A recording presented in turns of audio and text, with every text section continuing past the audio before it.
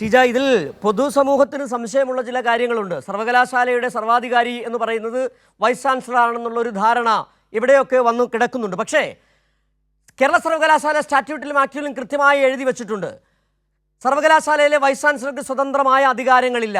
എല്ലാത്തിൻ്റെയും നിയമന അധികാരി എന്ന് പറയുന്നത് സിൻഡിക്കേറ്റാണ്. രജിസ്ട്രാർ ഉൾപ്പെടെയുള്ള തസ്തികകളിലെ നിയമനത്തിൻ്റെ ചുമതല എന്ന് പറയുന്നത് സിൻഡിക്കേറ്റിനാണ്. ഡെപ്യൂട്ടി രജിസ്ട്രാർക്ക് താഴെയുള്ള നിയമനങ്ങൾ നടത്താനും അതിൻ്റെ അധികാരം എന്ന് പറയുന്നത് വൈസ് ചാൻസലർക്കുമാണ്. സ്വതന്ത്രമായ ഒരു ചുമതല വൈസ് ചാൻസലർക്കില്ല. സിൻഡിക്കേറ്റ് നൽകുന്ന ഉപദേശങ്ങൾക്കനുസരിച്ച് വൈസ് ചാൻസലർ പ്രവർത്തിക്കുക. സിൻഡിക്കേറ്റ് ചേരാത്ത സാഹചര്യത്തിൽ വൈസ് ചാൻസലർക്ക് തീരുമാനമെടുക്കാം. പക്ഷേ സിൻഡിക്കേറ്റിനെ അക്കാര്യം അറിയിക്കണം. ഇവിടെ ഇക്കാര്യങ്ങളൊന്നും നടന്നിട്ടില്ല. കൃത്യമായി 60 ദിവസത്തിലൊരിക്കൽ സിൻഡിക്കേറ്റ് ചേരുന്ന സംവിധാനമാണ് കേരള സർവകലാശാലയിലുള്ളത്. കൃത്യമായി 75% അജണ്ടകളും കൃത്യമായി നടപ്പിലാക്കുകയും ചെയ്യുന്ന ഒരു സിൻഡിക്കേറ്റ്, അതായത് മറ്റ് സർവകലാശാലയേക്കാൾ കൃത്യമായ ഭരണപരമായ അധികാരമുള്ള ഒരു സംവിധാനമാണ് കേരള സർവകലാശാലയിലുള്ളത്. അങ്ങനെ കൃത്യമായി ആക്ടിലും ചട്ടത്തിലും എഴുതി വെച്ചിരിക്കെ എന്തുകൊണ്ട് VC ഇങ്ങനെ പെരുമാറുന്നു എന്ന് ചോദിച്ചാൽ അതിന് പിന്നിൽ ചാൻസലർ തന്നെയാണ്. ഇന്നിപ്പോൾ പറഞ്ഞതുപോലെ മോഹൻ കുന്നുമോൽ വേറൊരു പരിപാടിയിൽ പങ്കെടുക്കുകയാണ്.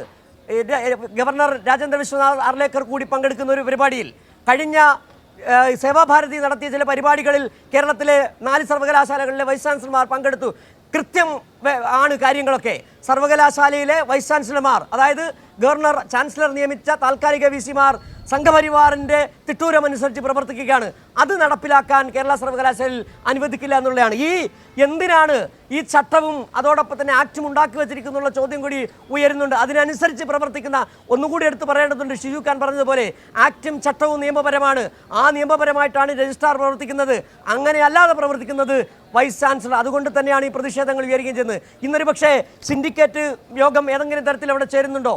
അതുമായി ബന്ധപ്പെട്ട എന്തെങ്കിലും വിവരങ്ങൾ നൽകാൻ നമുക്ക് കഴിയുന്നുണ്ടോ ഇപ്പോൾ ഷീജ?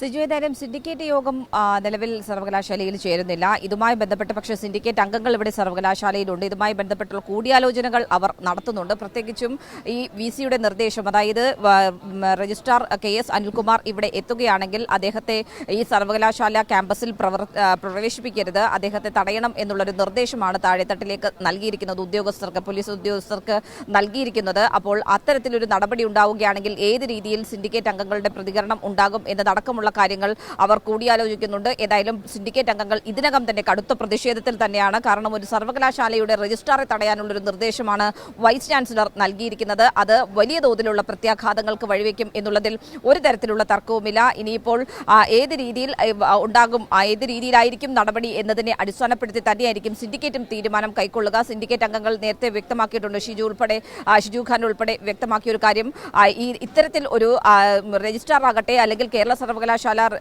സിൻഡിക്കേറ്റ് ആകട്ടെ നിയമപരമായി മാത്രമാണ് പ്രവർത്തിച്ചിട്ടുള്ളത്. നിയമപരമല്ലാത്ത രീതിയിൽ പ്രവർത്തിക്കുന്നത് വൈസ് ചാൻസലറും ചാൻസലറുമാണ്. അപ്പോൾ അത്തരത്തിലുള്ള നീക്കങ്ങൾ ഒരു തരത്തിലും അംഗീകരിച്ച് മുന്നോട്ട് പോകാൻ സാധിക്കുകയില്ല. അതുകൊണ്ട് തന്നെ ഇവിടെ രജിസ്ട്രാറെ തടയാൻ ആർക്കും സാധിക്കുകയില്ല എന്നുള്ളൊരു പ്രഖ്യാപനം കൂടിയാണ് സിൻഡിക്കേറ്റ് അംഗങ്ങളുടെ ഭാഗത്ത് നിന്നും വന്നിരിക്കുന്നത്. അതുകൊണ്ട് ഈ ഒരു സാഹചര്യത്തിൽ ഏത് രീതിയിൽ കാര്യങ്ങൾ മുന്നോട്ട് പോകും എന്ന് തീരുമാനിക്കുന്നത് ഇവിടെ രജിസ്ട്രാർ എത്തുമ്പോൾ എന്ത് സംഭവിക്കുന്നു എന്നതിനെ അടിസ്ഥാനപ്പെടുത്തി തന്നെയായിരിക്കും. സിജു, ശരി. ഷീജയാണ് കേരള സർവകലാശാല ആസ്ഥാനത്തിന് മുന്നിൽ നിന്ന് വിവരങ്ങൾ നൽകിയത്. ഇന്ന് അനിൽകുമാർ രജിസ്ട്രാർ എത്തിയാൽ രജിസ്ട്രാറെ തടയണമെന്നാണ് വൈസ് ചാൻസലറുടെ ഉത്തരവ്. ഒപ്പം തന്നെ DYFയുടെയും SFIയുടെയും പ്രതിഷേധ മാർച്ചുകളും അല്പസമയത്തിനകം കേരള സർവകലാശാല ആസ്ഥാനത്തിന് മുന്നിലേക്കെത്തും. വലിയ തരത്തിലുള്ള സമരം, പ്രതിഷേധങ്ങൾക്ക് വേദിയാവുകയാണ് കേരള സർവകലാശാല ആസ്ഥാനം.